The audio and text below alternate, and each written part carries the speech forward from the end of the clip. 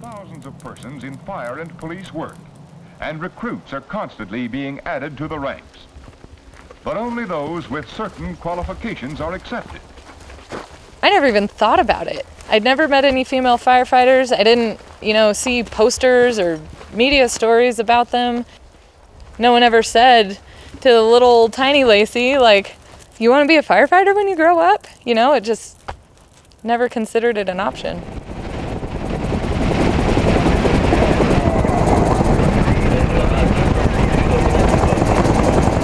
When you see a woman my size who's 5'2", and there's middle schoolers that are bigger than I am, you might have a moment where you think, can she really do everything that a firefighter needs to do? I would say I'm aware that I'm the only woman on the crew.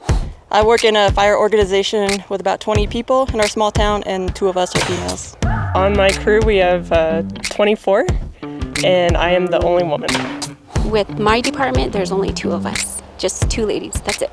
If I knew I was going to be burning the next day, there's a lot of prep, and I would still take the extra minute to take off any fingernail polish because I didn't want to be girly on the fire line. I think on a daily basis, people think I'm the secretary for our company. Women are not firefighters. I get it all the time, you can't be a firefighter, you're a girl. At my station here in Yosemite, there was a gentleman that came into the office looking for the fire chief. And he asked me where the fire chief was, and I said, well, that's me. And he said, well, they didn't tell me you were a woman.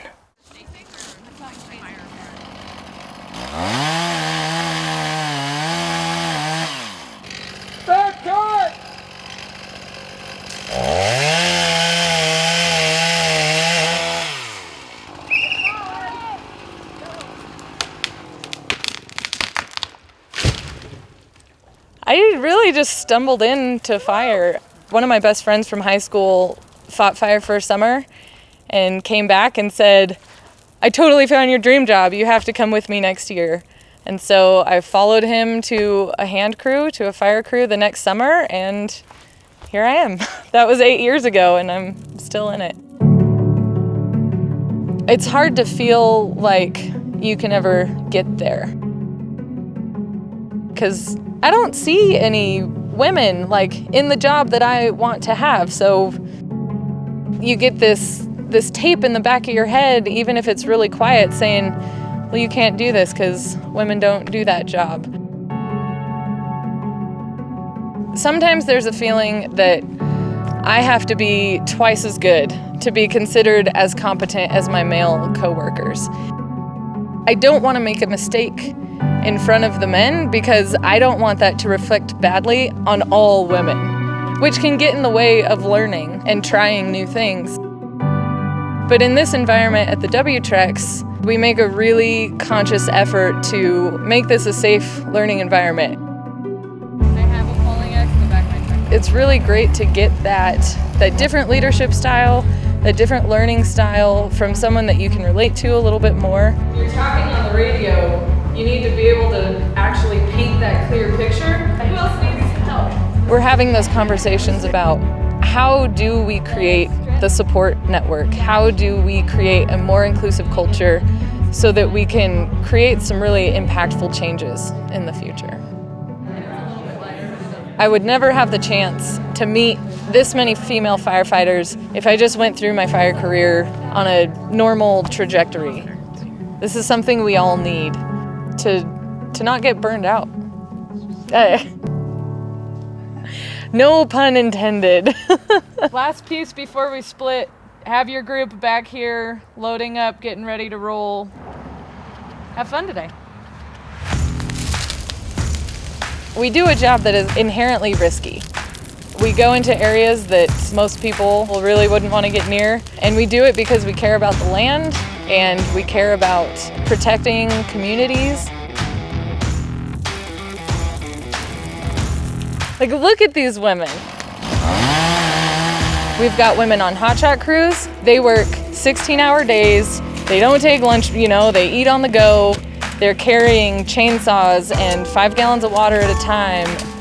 We've got women here that work on engines. We've got foresters who are out all day taking inventories. Women from Helitack crews. We've got women in leadership. You want to talk about some logistics and some planning and making the really important decisions. These women are rock stars. Probability of ignition, 4-0 exposed.